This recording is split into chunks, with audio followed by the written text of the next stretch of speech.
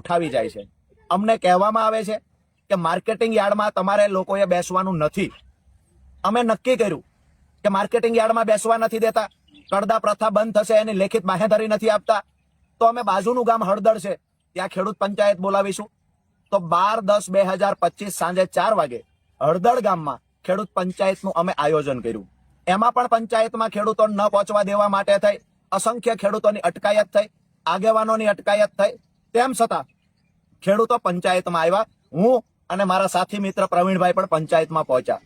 ક્યાંક ને ક્યાંક થોડી જ વારની અંદર પોલીસ આવે છે, ત્યાં આવીને લાઠીચાર્જ કરે છે, ત્યાં આવીને ટીયર ગેસ છોડે છે અને ત્યાં આવી આ ટોળાને હેરાન કરવાનું કામ પોલીસે કર્યું, ટોળાને ઉશ્કેરવાનું કામ પોલીસે કર્યું છે। જેના કારણે ક્યાંક ને ક્યાંક એવું બન્યું પોલીસ અને ખેડૂતો વચ્ચે ઘર્ષણ થયું।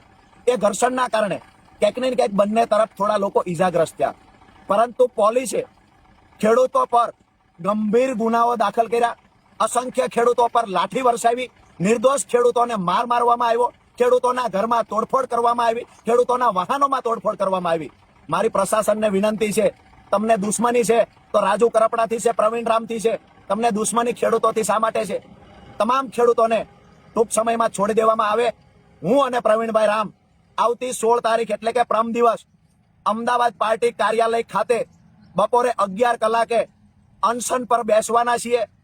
પોલીસને લઈ જવા હોય અમને ત્યાંથી લઈ જાય, પણ મારા નિર્દોષ ભાઈઓ ખેડૂતોને છોડી દે, આ નમ્ર વિનંતી કરું છું। તમારે લાઠીઓ મારવી હોય તો અમારે પીઠ પર મારો, જેલમાં પૂરવા હોય તો જેટલા દિવસ રાખવા હોય એટલા અમને રાખો, પણ નિર્દોષ ખેડૂતો પર અત્યાચાર ન ગુજારશો। અમે સામે ચાલીને અમદાવાદ ખાતે આવી રહ્યા છીએ। આવતી 16-10-2025 બપોરે 11 કલાકે ગાંધી ચિંધ્યા માર્ગે ફરી વખત અમે લોકો ધરણા પર બેસીશું।